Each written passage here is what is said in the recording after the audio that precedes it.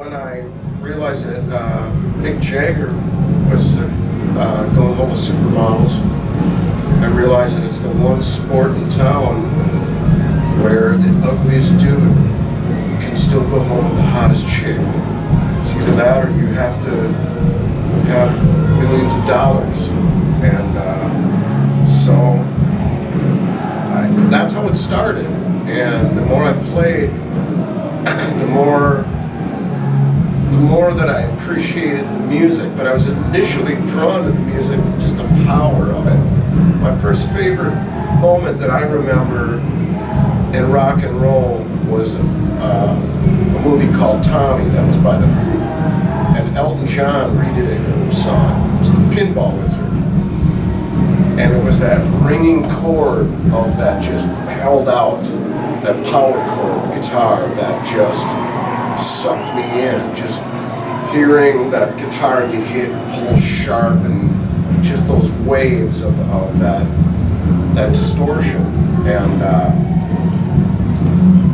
I was just always into very physical, theatrical rock and roll as a kid. It was just really cool to me.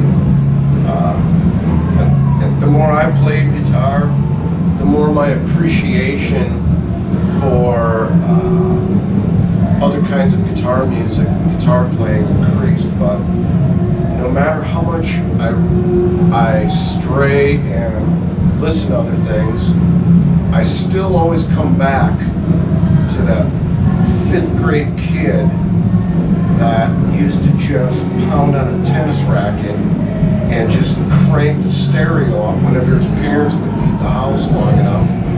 And I still just love that simple ring of the chord, and I love to jump to it and get physical, and it just, I don't look for too much meaning in it. Why do people dance? I don't know why, it just feels good. So it's one of my guilty simple pleasures. Sleeping, eating, loving, these are the things that, and rock and roll, they're the best things in life. Nice. Did you ever do school talent shows like in high school, anything like that? I did play at my high school, Some of my most fond memories are the excitement of some of the first shows. A lot of the guys in Hairball, we used to put on our own shows in our high school bands. I used to rent armory halls and pay for it ourselves just out of grass cutting money and paper route money, and have our parents take everybody at their work to go on the copier machine and make stacks of flyers, and we would post them everywhere. Hairball is just a band that never grew up.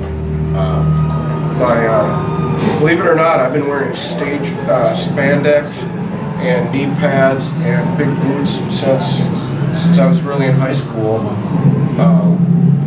So in all actuality, I'm just kind of honoring what I always liked. When I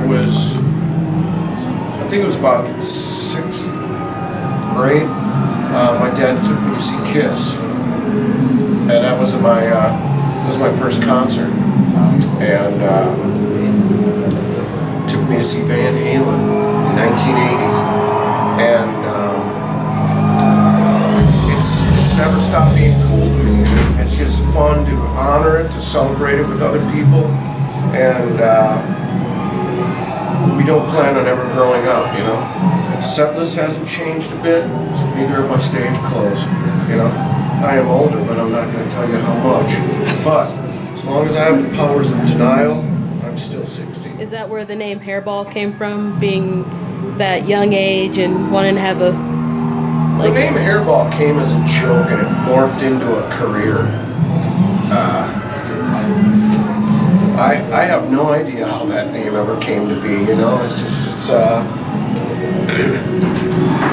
it was created before I was around. There's no genius really to a lot of what we do. Like I say, it's like dance. It just feels good, and we're in the science of having a good time. We take it very seriously of creating conditions to start a party, you know, and but at the same time, there's a spontaneity to it that's don't think too much. That's the one thing about Hairball. We're some of the best musicians I've ever worked with and played with. But I wouldn't call us like we're just trying to be note for note and stand there like you're hearing just the record. I mean, what we're trying to capture is the energy and the excitement of a period of rock and roll that was just big and cool and very exciting, you know? And it's more about the teeth that are in that kind of rock and roll. So we're risk takers, you know? I might miss a couple notes, but it might be because I'm throwing my guitar on somebody's head in the front row. It's worth it because it's fun to me. Do you have any like pre-show rituals that you do? Like I stretch. I slam a Red Bull, a Viagra, and we usually crank up a lot of rock and roll, you know, watch live Van Halen and stuff. Just try to take a minute every time before I go up and remember my inner 16-year-old and make sure to bring them up there with me. do you remember your first show, like how you felt and what was going through your head when you... You know, it took me a while to get comfortable as a performer. I used to overthink it when I would get nervous, and the more nervous I got, the more I would make mistakes. It's when I just stretch and just let it cut loose that things get broken, things go wrong, but that's just the way magic happens. So as time has evolved, I enjoy it even more. I mean, I love the intensity and the freshness that was. You know, it's a magic period. The internet is not going away, and it has changed things. But at the time that the kind of rock and roll that we do was big, there was Cream magazine, there was Hit Parader, there was a certain amount of mystique to rock and roll. I mean, the first time I opened up the Kiss record and they were just fire and Alive 2, and I wondered, what is this going to be like? And I just didn't know what to expect.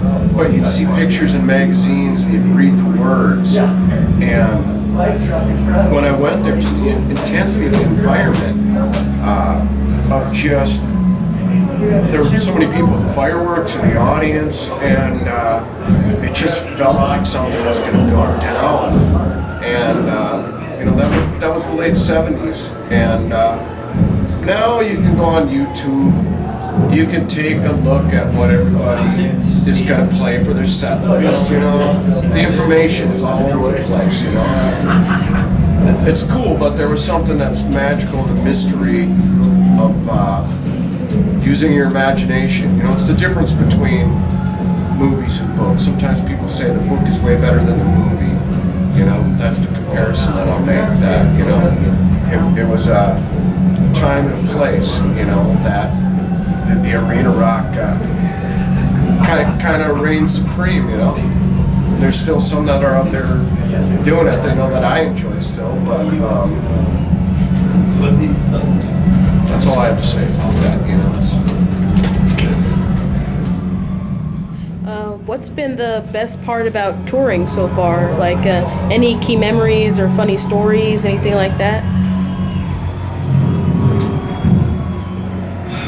You know, on the way to the next town, we go to Sioux Falls. I know I think of a bunch of funny stories.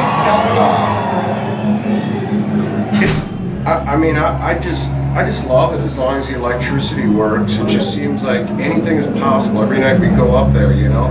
And this is our first time in Wichita, and I'm excited for whatever may happen, because I don't really know, because we work without a net. you know, and we're just a very physical, rowdy band, and it's exciting to work with this group of people that are like that. You know, we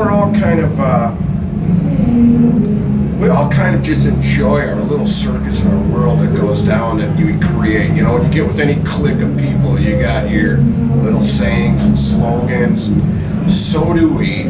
So, you know, we're just a bunch of adolescents traveling down the road, just enjoying fast food and playing rock and roll, you know. It's really good work if you can get it, you know. I wouldn't trade it for anything, you know. It's not for everybody, you know. A lot of people would tap out at the 10-hour drive, but it's fun to me, and I like seeing places and people, you know. And so, I feel like with Hairball, the line between the audience and like the group is really thin, because really we're just fans getting to play, be Halloween and New Year's Eve and play dress up and have fun bringing to life some of our favorite things. And so I feel like we're just very much like the people in the audience. You know, if you want to look into it really deep, you could, well, man, you know, it's a cover band. And I'll tell you, everybody in Hairball has recorded records and done other projects. And I didn't think when I first came back, I was in Atlanta playing with a wrestler guy, Chris Jericho, in a band called Fozzy, and I didn't think it was going to be fun to come back, and I didn't think I could play covers again. And then I thought, well, this is more of just a show, and people are having fun, and we're doing like, you know, 20 of some of my, in a night, the artists that inspired me to play, and everybody wants to see them, and not all these artists come to Wichita all the time, and if they do, you don't get to see all 20 of them, and it's the way I'd like to see it presented. So it's fun for me. So load that up in a big truck, roll down the road, and get paid well to not grow up and have every day be Halloween is the perfect crop. Do you ever miss home, like your family, anything like that, or do you call them? Hairball is great that, I mean, we go on little runs, but I still get to be home most of the time. I really do. In the summer, we're very busy and we tour, but right now, you know, the early part of the week, I'm usually always home. So it's, but we never stop playing. A lot of groups do like a record and then they tour very hard and you know, we do some fly-ins, like we went to Vegas and Orlando. The crew will leave with the gear, and then the band will fly down later. And we'll do that stuff. So, no, I want to take my family with. You know, I could go from being out on the road a little bit more. If I have a little bit more, I'm just going to try and live in that. In the bus, bring one soon.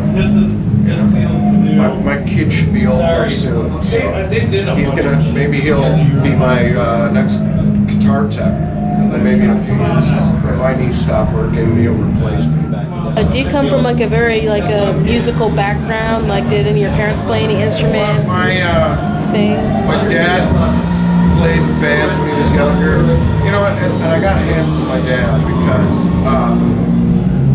it kind of kept me on a good straight path, that he supported what I wanted to do. Like I told you, he took me to Kiss, but that's because there's no way he was going to leave me in that environment without being chaperoned back in those days. But he knew how much I loved it, and that rather than fight it, he understood it. He just wanted to make it safe. So, I mean, me and him would play guitar together at times, and he helped build stages and helped me find trucks when the band needed a big truck, and other than that, I wouldn't say specifically, you know. my mom used to listen to Carole King and the Carpenters and stuff when I was a kid. I didn't appreciate it then, you know. I can appreciate it now, you know. Carpenter, you guys probably don't know, you're too young, but you know, Richard Carpenter actually was kind of the creator of multi-track recording. So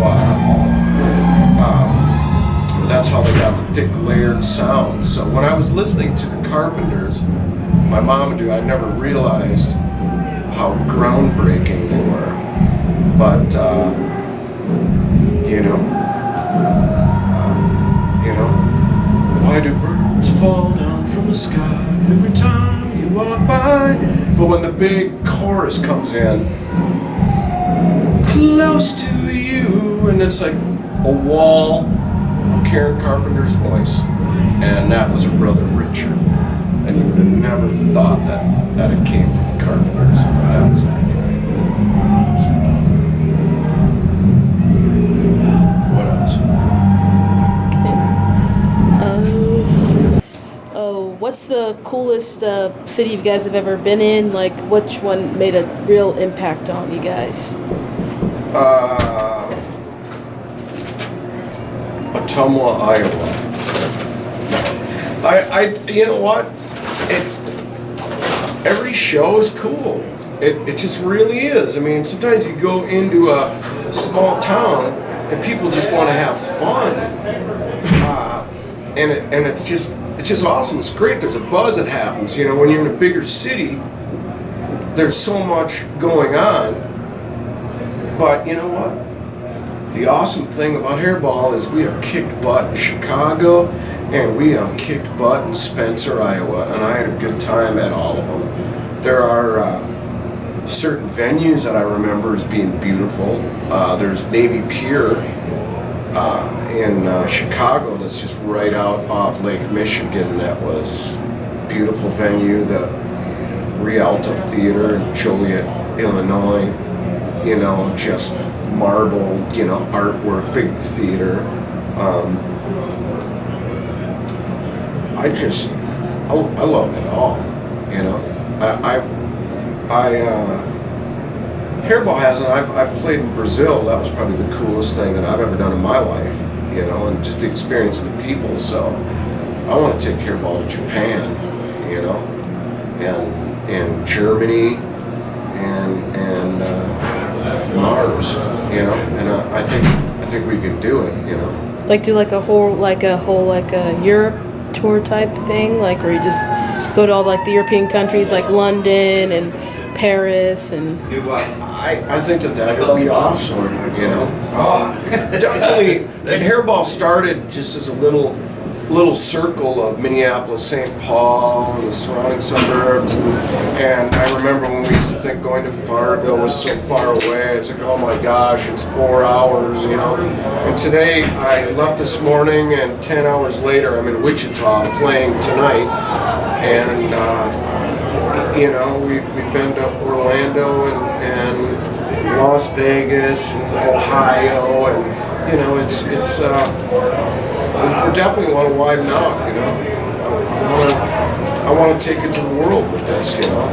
Traveling is just some of the coolest experiences I've had in my life, and when we can do it under the guise of rock and roll, you know, it's good work if you can find it. So yeah, I love it. I want more of it.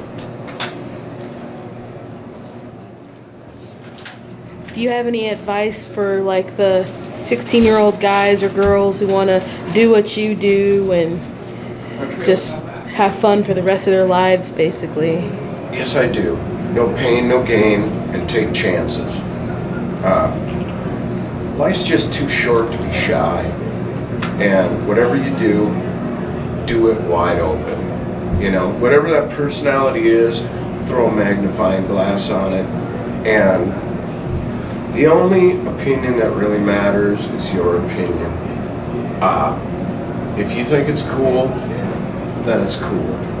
And that's all that really matters. But I personally think it's important for kids to travel and see what's possible. You know, don't get locked into your neighborhood, because the world is a huge place with a lot of possibilities.